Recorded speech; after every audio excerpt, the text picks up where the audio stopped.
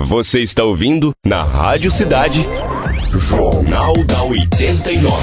Jornal da 89. A instalação de quebra-molas no perímetro urbano da BR-116, que corta os municípios vizinhos a Caratinga, está se tornando uma prática, apesar do DENIT, Departamento Nacional de Infraestrutura e Transporte, não autorizar a construção desse tipo de redutor de velocidade nas rodovias. Dizendo-se revoltados com o número de acidentes no trecho que corta as cidades, os moradores se mobilizam e constroem os quebra-molas por conta própria.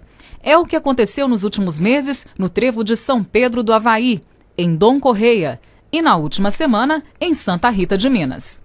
Os moradores de Santa Rita dizem que nem mesmo os redutores eletrônicos de velocidade, que obrigam os veículos a passarem pela cidade a 50 km por hora, têm sido suficientes para evitar atropelamentos. Tenho medo pela minha e pelas outras crianças, né, que a gente convive aqui, é perigoso.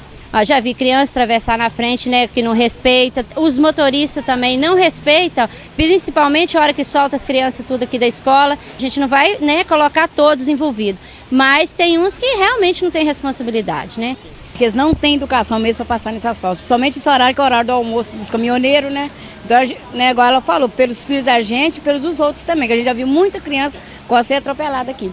Eu sou, quanto mais segurança tiver para os nossos filhos, com certeza, a gente está a favor. Todos os dias, o monitor Mauro José Luiz ajuda as crianças da escola, que fica às margens da BR, a atravessarem na faixa de pedestre. O problema, segundo ele, é que alguns motoristas não respeitam o sinal.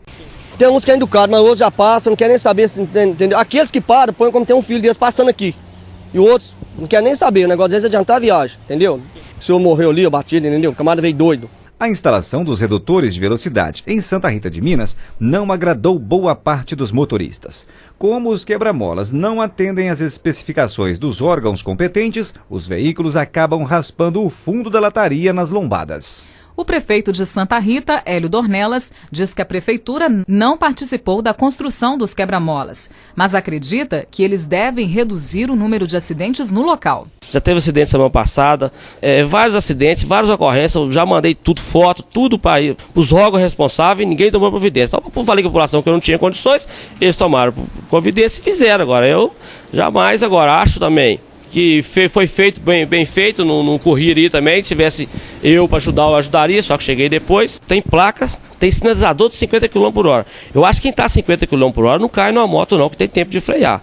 Aí mostra a imprudência deles, a velocidade que eles passam ali. Eles mesmos estão mostrando que estão passando correndo ali, por isso que cai. Agora, sobre os carros arranhando, eu concordo, só quero que tenha algum órgão me dê autorização que eu possa consertar isso. Porque não foi eu que fiz, mas consertar eu posso. Fazendo padrão, que jeito, medindo, com um órgão que me autoriza, se eu me autorizar, vou lá, vou consertar. Eu que não quero isso, porque ninguém caia, só quero proteção, segurança para o pessoal de Santa Rita. O policial rodoviário Luiz Tarcísio informou que a Polícia Rodoviária Federal tomou conhecimento da instalação irregular dos quebra-molas na madrugada do último sábado, quando eles foram construídos. Segundo ele, o caso será levado para o Ministério Público. Foi uma atitude irregular, né? Tomada na calada da noite, né, para poder construir um quebra-molas totalmente fora do padrão e sem autorização, porque para se fazer qualquer alteração na rodovia, somente com autorização do DENIT. E somente o DENIT pode fazer obras na rodovia. A PRF esteve no local, registrou a ocorrência, né, que será encaminhada para o Ministério Público Federal e para o DENIT para que se tome as providências legais.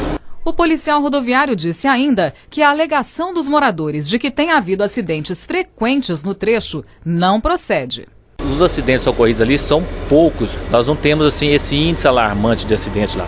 Nós ressaltamos também que o DENIT já instalou lá 2 lombadas eletrônicas, que tem bem no centro da cidade. Isso aí inibe o excesso de velocidade dos motoristas naquela área.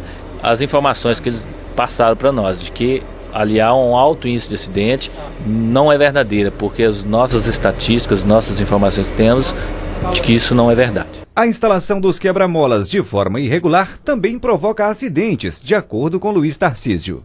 Realizaram isso na madrugada, por volta de 6 da manhã, nós atendemos uma ocorrência de um motociclista que não tinha conhecimento do quebra-mola lá e, ao deparar com o quebra-mola onde não existia nenhuma sinalização no local, acabou se acidentando e sendo socorrido pelos bombeiros voluntários de Caratinga. Parece que sofreu lesões de fratura. Então, em virtude de uma arbitrariedade cometida pela comunidade.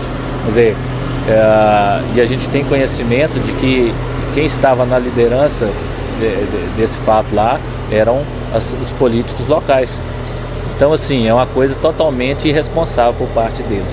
O policial ainda avisa que os responsáveis pela construção dos quebra-molas deverão responder na justiça. É um crime porque eles estão construindo algo irregular numa área que não lhes pertence. Ali é uma área do governo, é uma área da União, onde somente o DENIT tem o poder de fazer obra, construir, retirar, desmanchar. Só compete ao DENIT. A construção de quebra-molas, ele tem um padrão, ele tem um modelo de quebra-molas e ele só deve ser construído em locais onde é feito um estudo técnico da viabilidade da construção daquele quebra-mola. E lá não havia necessidade porque já existe 2 lombadas eletrônicas no perímetro urbano da cidade. Então ali o que eles fizeram é algo totalmente irregular, que provavelmente irão responder na justiça, porque nós fizemos a ocorrência, vai ser encaminhada para o Ministério Público Federal e para o DENIT para que sejam tomadas as providências legais. Falando em excesso de velocidade, a atenção dos motoristas da região deve ser redobrada a partir de agora. Do contrário, quem insistir em pisar fundo no acelerador poderá receber multas por excesso de velocidade toda semana pelos Correios. O posto da Polícia Rodoviária Federal de Caratinga acaba de receber o mais novo dispositivo para flagrar veículos que trafegam em velocidade acima do permitido nas rodovias brasileiras, o radar fotográfico móvel. O novo equipamento já está sendo utilizado no trecho da BR-116 que corta Caratinga e a fiscalização será intensificada no feriado de Carnaval, de acordo com o policial rodoviário Luiz Tarcísio Gonçalves. Luiz Tarcísio, como funciona esse radar? Ele pode funcionar de forma estática, a gente coloca ele num tripé à margem da rodovia e regula a velocidade, a altura e deixa ele funcionando no automático. E ele pode funcionar também de forma portátil, a gente segurando e mirando, localizando o veículo que a gente observar que está com a velocidade maior. Qual a diferença desse radar para o equipamento que era usado anteriormente? Esse fotografa, não tem como a pessoa contestar, né, de que não é o veículo dele, porque ele focaliza o veículo, fotografa ele em 2 momentos. Quando você está com ele portátil, a gente consegue focalizar o veículo até 1 km de distância. E aí, nesse momento, se ele já estiver com a velocidade acima da permitida, já congela a primeira imagem e quando ele estiver a uma distância aí de 40 a 60 metros, ele tira uma segunda foto para confirmar aquele veículo. E aí depois a gente manda essas informações para a nossa central em Brasília, onde será analisada as fotos, ver a qualidade, porque às vezes ela pode ficar desfocada. Então ela só vai enviar para o usuário aquela foto que ficar com nitidez para se identificar a placa do veículo. Como o motorista deve se orientar quanto à velocidade permitida, especialmente nos trechos que cortam as cidades? Os acidentes mais graves que acontece é as colisões frontais e geralmente é por ultrapassagem indevida, excesso de velocidade. Nós tivemos exemplo aqui no sábado, onde estávamos trabalhando com esse radar próximo aqui ao parque de exposição. Em menos de 2 horas nós fizemos mais de 50 multas e uma delas era um rapaz que estava num Gol, ele estava a 146 e a velocidade para o local é 80 km. É outra coisa importante que a gente deve ressaltar é a questão da velocidade. Nos locais onde há sinalização, a polícia vai usar aquela velocidade do local. Vou dar um exemplo aqui de Caratinga. O perímetro urbano todo de Caratinga, tirando o local do posto da PRF, a velocidade é de 50 km. O posto da PRF é 40 km. E temos outros pontos onde há sinalização de 70 km, de 80 km. Nos locais onde não há sinalização indicativa da velocidade, a velocidade máxima permitida vai ser a prevista no artigo 61 do Código de Trânsito, que é 110 para automóveis e veículos leves, 90 para ônibus e micro-ônibus e 80 para motos e caminhões e demais veículos. Os motoristas costumam considerar que a multa é só aplicada caso esteja 20% acima da velocidade permitida. Isso é verdade? As pessoas têm que entender o seguinte, que esse percentual aí não é de tolerância não. Porque as pessoas entendem, acham, até 20% eu posso. Não é. Existe no equipamento uma margem de erro, que geralmente é 8 km. Por exemplo, a velocidade máxima permitida em frente ao posto da PRF é 40 km. O veículo só será multado acima de 48, porque tem uma margem de erro de 8 km. Acima dessa velocidade, se ele tiver entre 20% acima dessa velocidade, o valor da multa é 85. Se tiver entre 20% e 50% acima dessa velocidade, o valor é 127. Se ele tiver acima de 50%, o valor é R$ 564. E aí as pessoas têm que ficar atentas, porque a Polícia Rodoviária vai enfatizar muito a questão da velocidade a partir de agora que ela tem esse equipamento. Porque antes a gente usava um equipamento onde você não tinha foto. Você só registrava a velocidade e aí fazia manualmente a multa para os motoristas. Agora não há necessidade disso, porque o veículo é fotografado, é identificada a placa do veículo e aí fica difícil da pessoa contestar que não estava naquela velocidade. E quanto aos pontos que se perde na carteira? Se você cair na multa de até 20%, a pontuação é 4 pontos. Se ele for de 20% a 50%, é 5 pontos. E se for a outra, que é a de 564, é 7 pontos. Muitos motoristas excederam os limites de velocidade nos dias em que a PRF testou o equipamento no trecho de Caratinga? Sim, em 2 dias de fiscalização que nós tivemos com esse equipamento, nós fizemos 180 multas num período de 6 horas. Sendo que num dia trabalhou 4 horas, no outro dia somente 2 horas com esse equipamento. Então foi registrado 180 multas só nesse prazo.